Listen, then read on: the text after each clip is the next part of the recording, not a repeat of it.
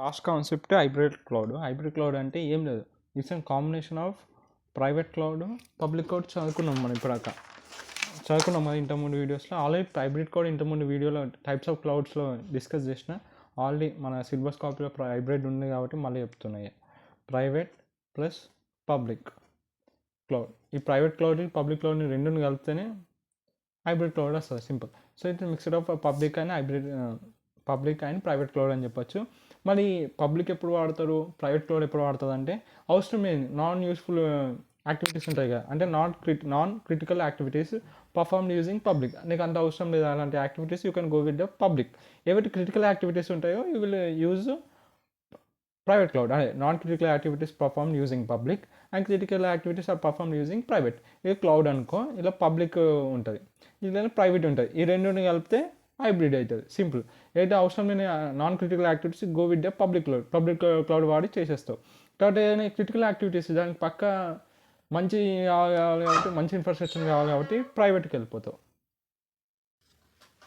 ఇది diagram. Combination of public and private is known as hybrid. అంటే అర్థమైంది కదా, పబ్లిక్ ఎప్పుడు వాడతారు, ప్రైవేట్ ఎప్పుడు వాడతారు. పబ్లిక్ అవసరం లేదు నాన్ క్రిటికల్ యాక్టివిటీస్కి, ప్రైవేట్ ఫర్ క్రిటికల్ యాక్టివిటీస్కి. మన బెనిఫిట్స్ ఆఫ్ హైబ్రిడ్ క్లౌడ్ వచ్చేసి స్కేలబుల్. ఎందుకంటే ఈ బెనిఫిట్స్ వచ్చేసరికి అయితే ప్రైవేట్ క్లౌడ్ యొక్క అడ్వాంటేజెస్, పబ్లిక్ క్లౌడ్ యొక్క అడ్వాంటేజెస్, అవన్నీ ఈ బెనిఫిట్స్ ఆఫ్ హైబ్రిడ్ క్లౌడ్ కింద వచ్చేస్తాయి. ఇప్పుడు ఆ స్కేలబుల్ అంటే పబ్లిక్ స్కేలబిలిటీ, ప్రైవేట్ స్కేలబిలిటీ ఉంటుంది కాబట్టి స్కేలబుల్ ఉంటుంది ఎట్లన్నా. తర్వాత flexibility offers secure resources plus scalable public resources. Public resources ఉంటాయి కాబట్టి స్కేలబుల్ పబ్లిక్ రిసోర్సెస్ ఉంటే, దాంతోపాటు ఎట్లయినా ప్రైవేట్ ఉంటాయి కాబట్టి ఎట్లయినా సెక్యూరిటీ ఉంటుంది. So offer secure resources. So ఏమి ఫ్లెక్సిబుల్గా ఉంది, నీకు కావాల్సినప్పుడు పబ్లిక్ స్విచ్ కావచ్చు, అవసరమైనప్పుడు ప్రైవేట్కి వేయచ్చు, ఎందుకంటే ప్రైవేట్లో సెక్యూరిటీ ఉంటుంది. తర్వాత cost efficient. Hybrid cloud can be cost saving. ఎందుకంటే ఇక్కడ నీకు అర్థమయ్యేదంటే చాలా మంచి ప్రొడక్ట్ చేసినావు, నీకు అవసరం ఉన్నప్పుడే ప్రైవేట్కి స్విచ్ చేయటం, అవసరమైనప్పుడు you go with the public. నువ్వు ప్రతిదానికి ప్రైవేట్కి వెళ్తే నువ్వు కాస్ట్ ఎక్కువ అవుతుంది, నువ్వు అవసరం లేని యాక్టివిటీస్కి పబ్లిక్ వెళ్తున్నావు కాబట్టి నీకు చాలా వరకు కాస్ట్ అనేది తగ్గుతుంది, అందుకే కాస్ట్ ఎఫిషియెంట్. సెక్యూరిటీ అంటే ఎక్కడైతే ప్రైవేట్ క్లౌడ్ ఉంటే ఆటోమేటిక్గా మనం చెప్పొచ్చు ఏంటంటే అక్కడ హై డిగ్రీ ఆఫ్ సెక్యూరిటీ ఉంటుంది. సో హైబ్రిడ్ లోపల మనకు ప్రైవేట్ క్లౌడ్ ఉంది కాబట్టి ఇక్కడ సెక్యూరిటీ కూడా ఇక్కడే ఉంటుంది. ఇక డిసడ్వాంటేజ్ వచ్చేసరికి ఇక్కడ మనం more than one deployment model వాడుతున్నాం.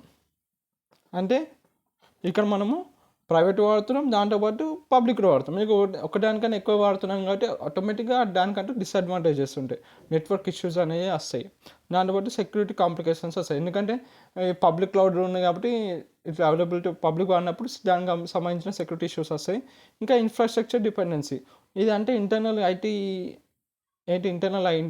ఐటీ ఉంటుందో దానిపైన డిపెండ్ అవుతుంది హైబ్రిడ్ క్లౌడ్. దానివల్ల ఇన్ఫ్రాస్ట్రక్చర్ డిపెండెన్సీ అనేది వన్ ఆఫ్ ద లోపల ఇన్ఫ్రాస్ట్రక్చర్ పైన డిపెండ్ అయ్యి ఉంటుంది కాబట్టి it's one of the disadvantage.